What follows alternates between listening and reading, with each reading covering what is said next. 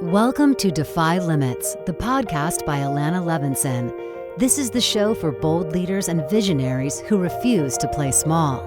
Every episode, we dive into raw, unfiltered conversations with risk takers who broke the rules, trusted their instincts, and pushed far beyond what they thought was possible. Welcome, everyone, and welcome to my guest, Cody. Quick disclaimer about this. In this conversation, it will include some personal health stories, so this is not medical advice, and always talk to your doctor before making any changes. So the quick skinny about Charlie is after battling health issues and discovering the flaws in the standard food and medical systems, Charlie and her husband, Kenneth, bought a 20-acre farm to restore their health.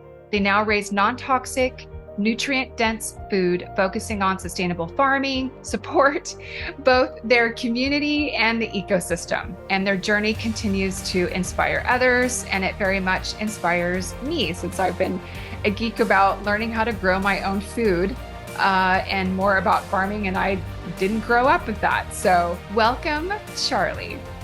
Thank you.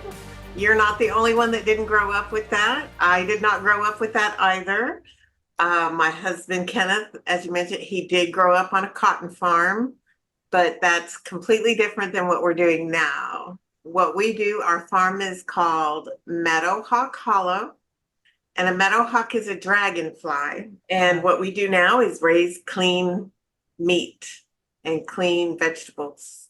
And it has made a world of difference in our health and our life and actually the lives of our children as well. You know, I've actually had that impact on other people too, in terms of changing how people eat. Like first I get teased about it, and then later on they say, oh, you know, we started to make some changes. And yeah.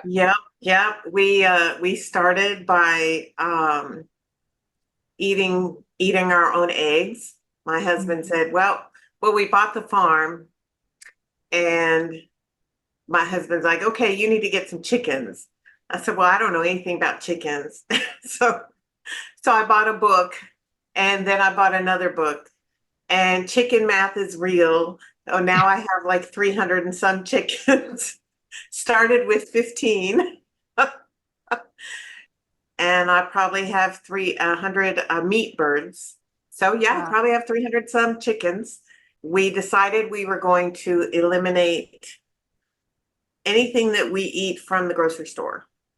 So we wanted to try to just raise everything that we eat on our own. So we decided we didn't want to use any insecticides or pesticides or chemical fertilizers. I love that. We didn't want to use any vaccines or antibiotics or steroids. Yeah. So it was hard. It was hard at first.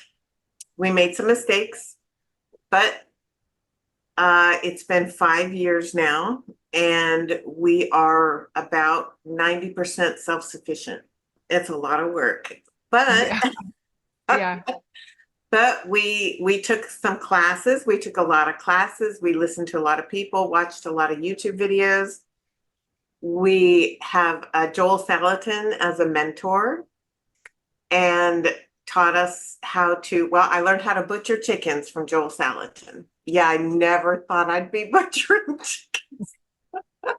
I mean, I'm definitely not, I love that I actually know Charlie through a group, accountability group that we're in. And I love that we've become friends because we're so different and grew up in such different ways. And I don't eat meat, but I completely appreciate what you're doing and why you're doing it, because there are people on the planet who do need it for their health. And, you doing it in the most healthy way possible.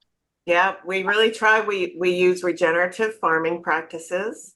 The land that we purchased had originally been in cotton, and that strips a lot of the minerals and nutrients out of the soil. And then once all those nutrients are stripped, they go to hay grazer, and that strips out another set of minerals and nutrients from the soil. And did you know that when you first bought it? We did, okay. But we didn't we didn't really know. We knew we wanted to leave the city. We lived in Houston. We knew we wanted to get out of the city, and we knew we wanted to become self-sufficient. So we kind of like, we're going to homestead. We're just going to make the leap and do this. We knew something was wrong with the food we were eating. We knew something was wrong with the health system, and we just said, we're going to do this. And so we started researching it, and we found out, okay, we can bring back the native grasses. We can bring back the soil. We can, by regenerative farming and rotational grazing of the animals and letting nature do what nature used to do when the buffalo lived here, we could bring back all those native grasses and by activating all those seeds in the soil, and we've done it. We live in the Black Clay Prairie, and it's this strip that goes through the United States that's a very unique soil type. And the buffalo used to run through, and they would stir it all up, and then it would rain, and that native grasses would come and hold the water in the soil. If you strip all of that out, the water leaves and the soil cracks, and you end up with these huge holes where you could literally, when we first moved here, if it didn't rain, you could literally break your leg stepping into one of these cracks. So last year we made it all the way through the summer, and there were no cracks in our soil. I mean, it took 4 years. That was the first time. Yep. And so it's taken, now this is into our 5th year of moving the cows, moving the goats and the pigs, having the chickens follow, and bringing back that topsoil, leaving the grass there, and letting it continue to grow and capture that water and make a root system that adds the microbiome back in there. The worms are there, the bugs are there, the microbiology is there, and that adds all the nutrients back into what the animals are eating. And then we're eating the animals. So all that bionutrients is now getting into us. Yeah. And making us as healthy as we can. We don't feed any soy. Soy has been added into the food supply, which is not a good thing. Soy is generally used in other countries as a cover crop to be stirred in to increase the microbiome. But here in this country, it's used as a protein. Right. In all of the meat that we're eating, and that's not healthy for us. Yeah, and we do the same. We raise soy-free, corn-free chickens to lay the eggs. So our eggs are soy-free and corn-free. And removing corn from our diet was very important because it's a starch. And so it's very much like a sugar. Yeah. And they use it to just fatten up the animals, and it's got no value. I've always been a geek about food and how it affects my body. And I got introduced to eating organic when I was in college. So that's always been something on my radar. But something I want to ask you is, so going back to like having to read all these books because you didn't know how to do any of this, and you've been through some interesting experiences that you've shared a little bit about with me. What has all this taught you about growth, resilience, and what I want to add in is patience?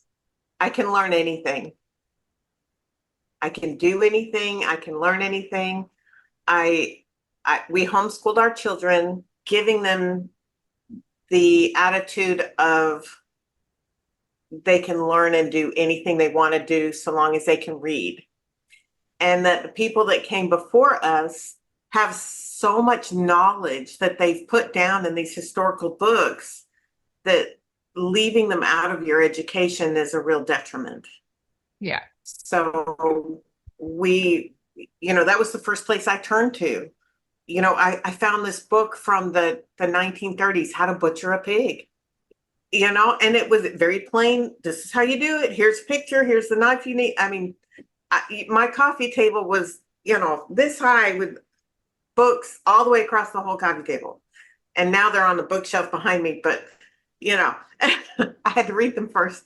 And so I think that just knowing that I could do it. Being out here in the sunshine and nature and learning how to do all of this, starting with 15 birds, and now we've got laying hens, meat birds, guineas, turkeys that we raise for Thanksgiving every year, goats, pigs, and cows.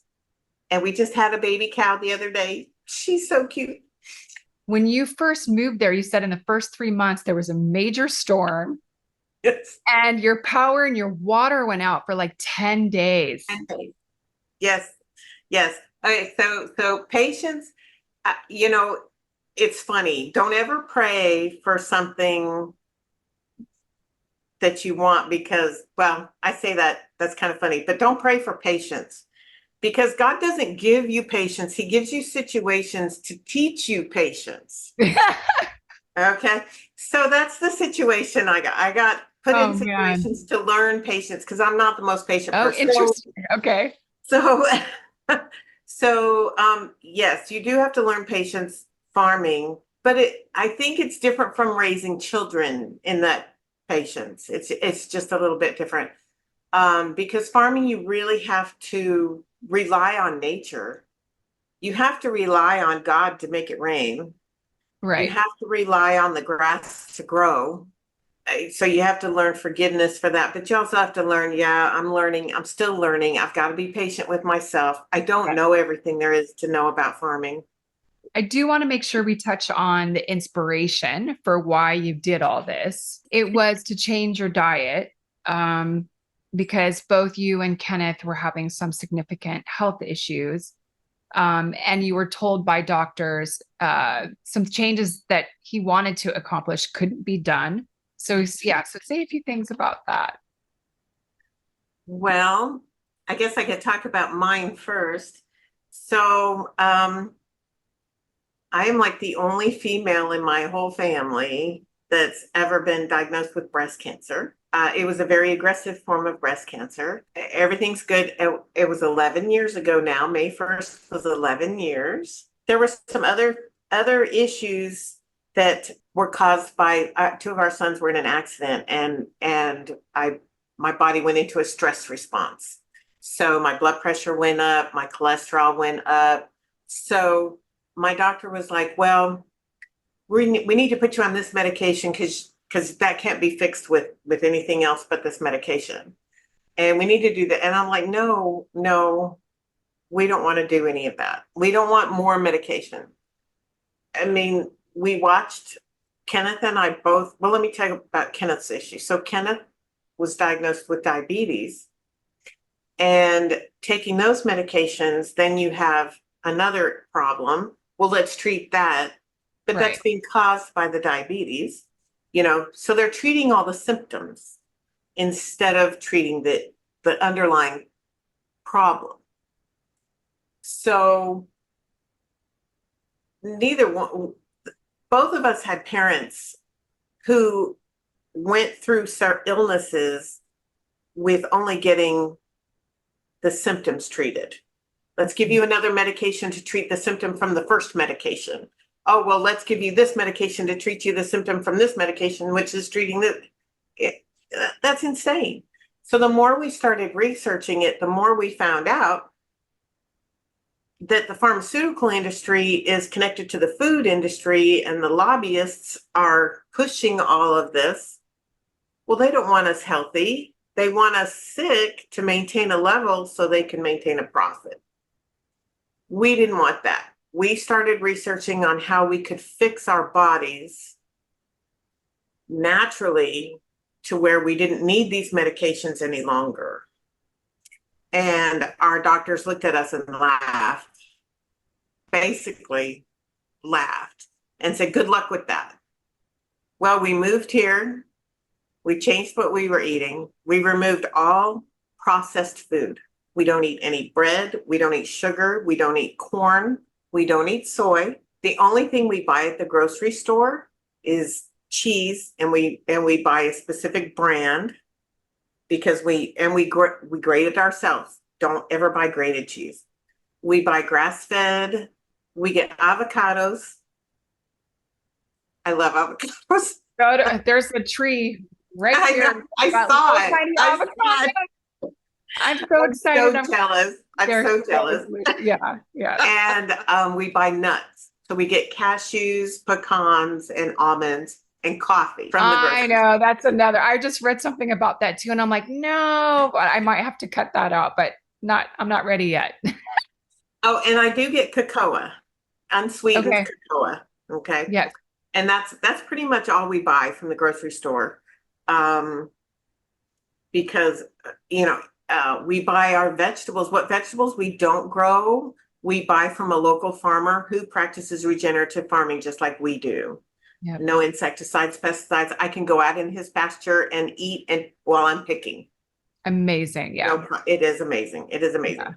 And we actually sell our chicken at his store. We have a group store with about 4 farms. We call it the market on the farm. So Nice. Yeah. so I buy his vegetables and some of his melons. We don't eat a lot of fruit because it's very difficult to find fruit that is locally grown, Uh-huh. that is grown without pesticides. I am going to say something about being organic, only because when we looked into becoming certified organic, first of all, I think the government has kind of ruined the term organic. Doesn't mean what it used to mean. When we looked into it, once you become certified organic, they hand you a pamphlet of pesticides and insecticides you can use and still be termed organic.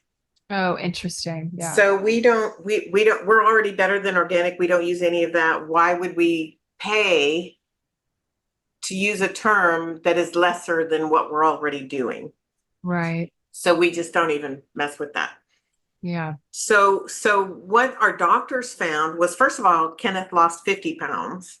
Amazing. Yeah. And he got off all but one of his medications. And I lost 38 pounds and I'm still losing, but it's a little harder for me because of the cancer, the chemotherapy. And I was on a chemo maintenance for 8 years, destroyed all of the hormones in my body. And because they had to stop my pituitary gland from making my ovaries ovulate, all of that. I mean, it just destroys everything. So I'm rebuilding the microbiome in my gut, and I'm rebuilding my metabolism to make my body function to where it will burn the fat and burn. And I was also allergic to the chemo, so I had to take a steroid. So I gained 40 pounds from the steroid. Yeah, steroids just so are, that I could take the chemotherapy to kill the cancer. So the doctor looked at me and said, I want to put you on this heart medication to make sure that, you can do this and it'll help you lose weight. And I looked at him and I said, why aren't you recommending a better diet? Why aren't you recommending low carb, high protein, high fat? I know people squeam at the high fat, but really, but I know that's come fat out. Yeah. Oh yeah. The amount of butter I eat now, is pretty incredible. Yeah. Yeah. Kenneth eats a lot of butter too. I'm still working with my dairy issues, so I'm getting there. So yeah, I said, why aren't you recommending that? And he said, well, it won't work. And I'm like, really? It won't work? And he said, no, you can do exercise and diet, but it's not going to work. You're going to need this medication. And I said, nope. He says, all right, I'll give you 3 months. I went back in 3 months and he said, wow, it worked. I'll see you next year. There you go. So, yeah. So I'm telling you, diet, it's amazing what happens when you stop eating product and you start eating food, real food. Like real food. Yeah. I thought I ate pretty healthy before, and now I think I eat even healthier. But with all this, to start to wrap this all up, I could hear these stories more and more. What has become, like, if you were to describe your new sense of sense of security for yourself, and it's wrapping up everything, right? Like producing your own food, taking control of your health, taking control of your own resources. Talk about empowerment, but like, how would you describe that as like this new sense of security for yourself? It's not just a sense of security for me. it's a sense of security as a mom that if the blankety blank blank blank hits the fan, Right. I know all of my kids can come here and we will all be able to raise our own food, have clean water, have meat, have fresh air. I mean, we could all live here. 5 boys, one daughter-in-law, however many dogs they have. Oh my gosh, the dogs. So yeah, but we could all make it. I mean, we make our own dog food even. Wow. You know, when I hatch my own egg layers, about 50% are roosters. Yeah. I got a rescue and I give her I still give her some kibble, but it's the most expensive, healthiest kibble. But that's just in case we need to travel or I travel, right? And I have to take her to, say, a kennel or something, but I mostly feed her real either dried meat or meat that I have to cook because she won't eat it raw. Yeah. Yeah. And we got a freeze dryer. And so we freeze dried a lot of our food. So we've got a food supply that will last for 25 years. And I freeze roosters and feed them to the dogs and they love it. They love it. And so it's not just this sense of security that I'm going to be here, because I may not be here, but I know that there's going to be a lasting, sustainable situation for my children if they need it. And that's big for a mom, you know, to know that her kids are going to be able to take care of themselves. And they've all visited at some point and they've all learned what we do. And our son in Nashville, as a matter of fact, just bought a house with 5 acres of land. Wow. Okay. So he can start doing the same thing that we're doing. He's really excited about it. Yep. And our son, you never know. I might be calling you out and be like, Charlie. Yeah, I know. All my friends are like, well, you better not tell too many people that or you won't have enough food. I know. Yeah. So, everybody's going to head to the Cody farm, right? So, but we, it is a big deal. And getting the sunshine. Oh yeah. Such a big difference. Fresh air, getting out of the city, any chemicals. Yeah, it's been a big change. It's been big. I know I've got my Mary Kay stuff in the background, but Mary Kay came out with a chemical-free mineral sunscreen as well, because they're getting on the bandwagon of being healthy too. That's good. And, it's a big deal. It's been good, and you're welcome to come and visit us.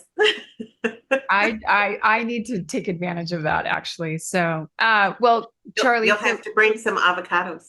Yeah, if they'll let me travel, I'll pack them in my suitcase and wrap them up with something. Yeah. Any last bits of wisdom to share with the audience before we see? Yeah.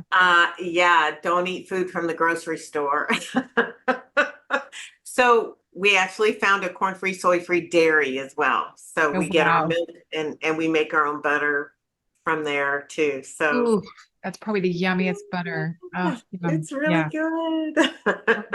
So and if you have to buy from the grocery store, vegetables, meat, dairy, that's it. Don't buy anything from the aisles. Don't buy any products. And you know what? Get to know your local farmer. Yes.